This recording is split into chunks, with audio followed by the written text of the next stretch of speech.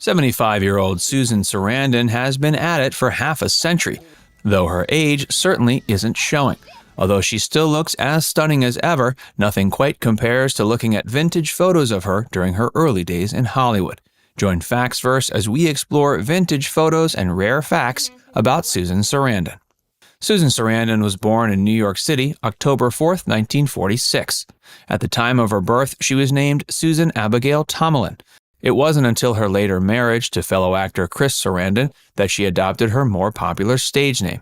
Susan was the first of 9 children, and her father was a man named Philip Leslie Tomlin. In addition to being an executive at an advertising agency, Philip was also a somewhat successful singer. Surrounded by younger siblings, young Susan expressed a desire to leave home at an early age. She ended up attending the first college that allowed her the opportunity to move from her parents, and that college was Catholic University. She graduated in 1968, and during her years at the college, she met the man who became her first husband. Susan met fellow aspiring actor Chris Sarandon while attending Catholic University, and they got married the same year she graduated. They both shared a desire to become famous, particularly on Broadway.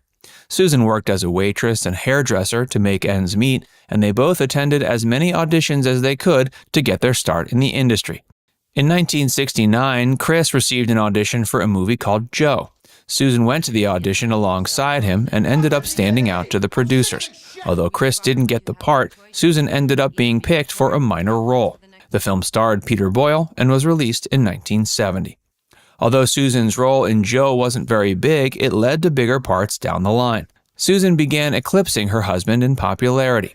Their marriage ended up dissolving by the late 70s, with the gap between the two stars' successes perhaps playing a part in their domestic turmoil. In the 80s, Chris Sarandon rose to minor prominence thanks to his role as the antagonist in the cult classic horror film Fright Night. In the 90s, he could be heard in another classic film, lending his voice to Jack Skellington in the film The Nightmare Before Christmas. Susan Sarandon, however, was a megastar by the 1980s. Susan chose to keep her husband's last name after their divorce and has technically never remarried. But she did have a serious 2-decade-long relationship with Tim Robbins that resulted in 2 children. Besides her 2 children with Tim, Susan also has a child from her 1980s relationship with director Franco Amuri. One of the roles in the 70s that helped Susan become a big star was the Rocky Horror Picture Show.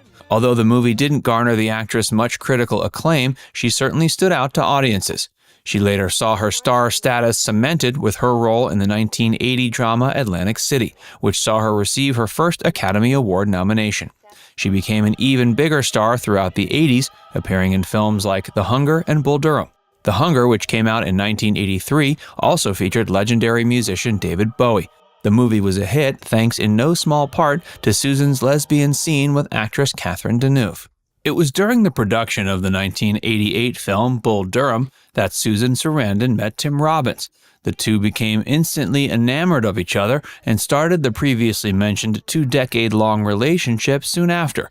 Tim was over a decade younger than Susan, but the actress has always aged incredibly well.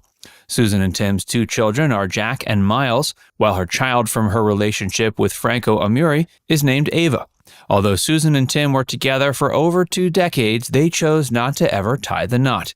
Hey, if you're enjoying this video so far, be sure to give it a like and subscribe to Factsverse for more, and stick around for more about Susan Sarandon. Although Susan was certainly a megastar by the time she entered the 90s, it was her appearance in the 1991 feature Thelma and Louise that has arguably come to define the actress the most. She starred alongside Geena Davis and Ridley Scott directed. Susan received another Academy Award nomination for her work on the film, though her performance's true legacy has been the film's massive cult following. Susan saw continued career success over the course of the 90s and is still a successful working actress today. Some of those continued successes include her turns in the films Lorenzo's Oil and The Client, both of which saw her nominated for more Academy Awards.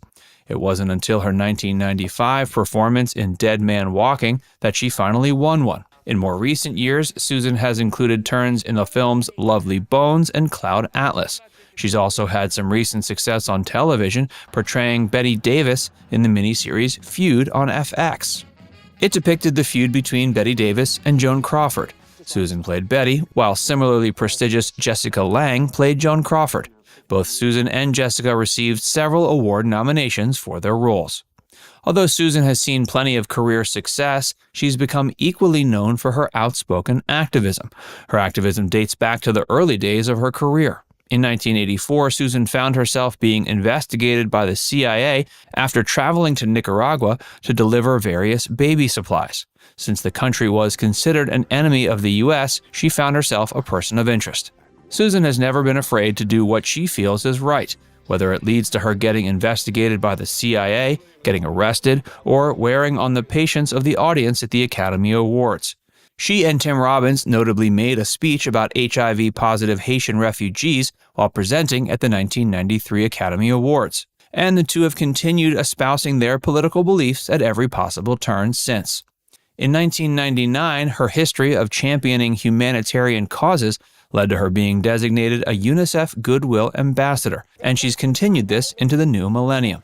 She campaigned against the Iraq War and later offered her celebrity to draw attention to victims of the Haiti earthquake.